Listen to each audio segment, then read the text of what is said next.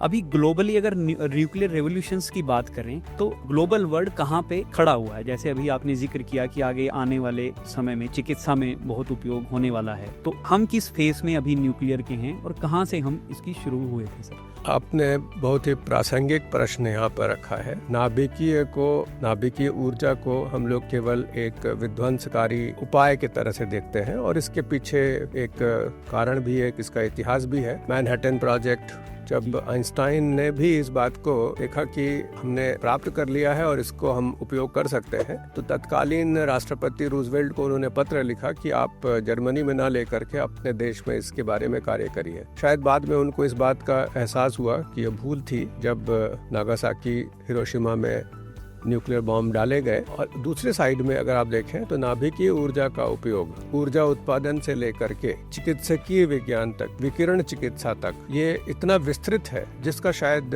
हमें अंदाज नहीं था। नाभिकीय ऊर्जा एक प्रकार से क्लीन ऊर्जा है जहाँ पर कार्बन एमिशंस नहीं होते, कार्बन डाइऑक्साइड के, और साथ ही साथ इसकी एनर्जी डेंसिटी बहुत होती है। कुछ मिलीग्राम में बिलियंस ऑफ एटम्स होते हैं और उनमें से किसी एक एटम को तोड़ करके आप जो ऊर्जा उत्पन्न करते हैं और उसके बजाय आप फॉसिल फ्यूल, जो जीवाश्म के आधारित पेट्रोल है, उसका उपयोग करते हैं। इन दोनों में जहाँ तक इसके पर्यावरणीय जो इम्पैक्ट है उसको अगर आप असेस करें तो नाभिकीय ऊर्जा निश्चित रूप से आने वाले दिनों में हमारे लिए विकल्प है।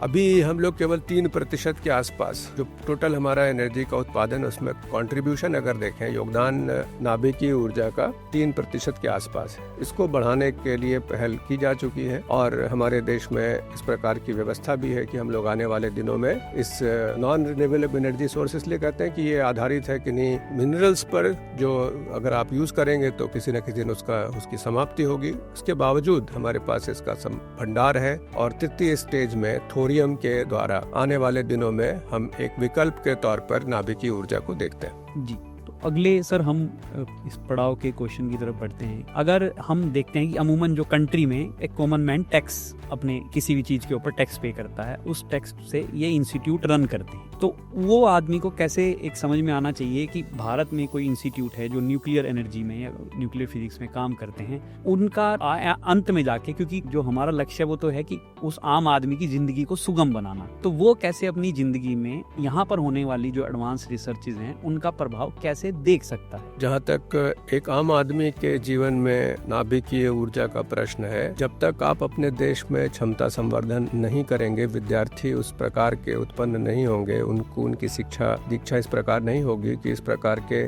जो सोफिस्टिकेटेड इंस्ट्रूमेंट्स हैं उनको वो चला सकें, उनका रखरखाव कर सकें, तब तक इसका आप अच्छे से उपयोग नहीं कर सकेंगे। तो संस्थानों का जो प्रमुख कार्य है वह है विद्यार्थियों को उसके अनुरूप तैयार करना। IUAC या इंटर यूनिवर्सिटी एक्सीलरेटर सेंटर नाभिकीय विज्ञान में इसके जितने भी घटक हैं उनका उपयोग करते हुए किस प्रकार कोई विद्यार्थी अपना कंट्रीब्यूशन कर सकता है रिसर्च में, अनुसंधान के द्वारा, उसमें अपनी महती योगदान दे रहा है। आपने बताया कि किस प्रकार ये जन सामान्य के जीवन में, जी, तो जन सामान्य के जीवन में ऊर्जा के उत्पादन से लेकर के फोरेंसिक साइंसेज से लेकर के भूकाल चक्रानुक्रम, जो जियोक्रोलॉजी है, जो डेटिंग के द्वारा आप निर्धारण कर सकते हैं, या फिर चिकित्सकीय विज्ञान में विकिरण चिकित्सा का उपयोग, ये सभी कॉमन मैन को स्पर्श करती है। साथ ही साथ जो रेडी टू ईट का आजकल एक प्रचलन है, या जो सीमावर्ती क्षेत्रों में हमारे सैनिक कार्य कर रहे हैं, उनके लिए अगर भोजन उपलब्ध कराना है, तो अगर आप विकिरण से आप उसको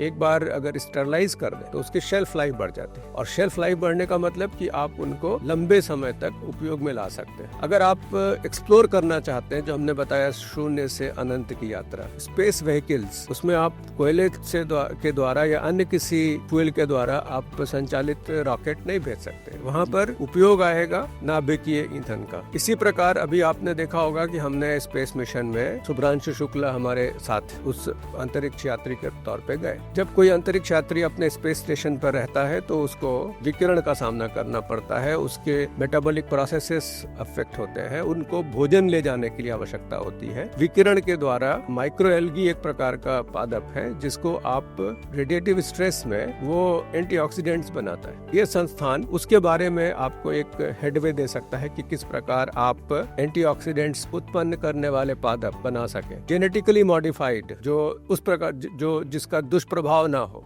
वो भी आप म्यूटेशन के द्वारा उनके बारे में पढ़ सकते हैं। तो एक होल रेंज ऑफ सब्जेक्ट्स है जिनका विकिरण के साथ में जन सामान्य के सामान्य जीवन को स्पर्श करने का एक अवसर यहाँ प्राप्त होता है। दो मिसकंसेप्शंस हैं लोगों के अंदर, जिनको भ्रांतियां हम बोल सकते हैं, जो रिसर्च में ज्यादातर सामने आई हैं। वो ये हैं कि वो जो जिस तरीके से लोग आपस में चर्चा करते हैं या समझते हैं कि ओजोन लेयर उन्हें रेडियो एक्टिविटी से बचाती है, एक तो ये, और दूसरा इलेक्ट्रिक डिवाइस जो हैं वो रेडियो एक्टिव है, दूसरा ये। इन दोनों में कितना सच? ये भ्रांतियां ही हैं। ओजोन लेयर क्या करता है कि जो अल्ट्रावायलेट रेज आती हैं उनको वो कट करता है जी। और एक प्रकार से आप देखिए हमारा जो पृथ्वी है ना, जिस पर हम लोग रहते हैं, इसके ऊपर एक ब्लैंकेट है वायुमंडल का, और ये वायुमंडल भी जो एनर्जेटिक चार्ज पार्टिकल्स यहाँ पर प्रवेश करते हैं उनको वो रोकता है जी। और अगर ये नहीं होता वायुमंडल तो ये रहने लायक पृथ्वी नहीं होती, क्योंकि यहाँ का जो तापमान होता वो 0 डिग्री सेंटीग्रेड होता।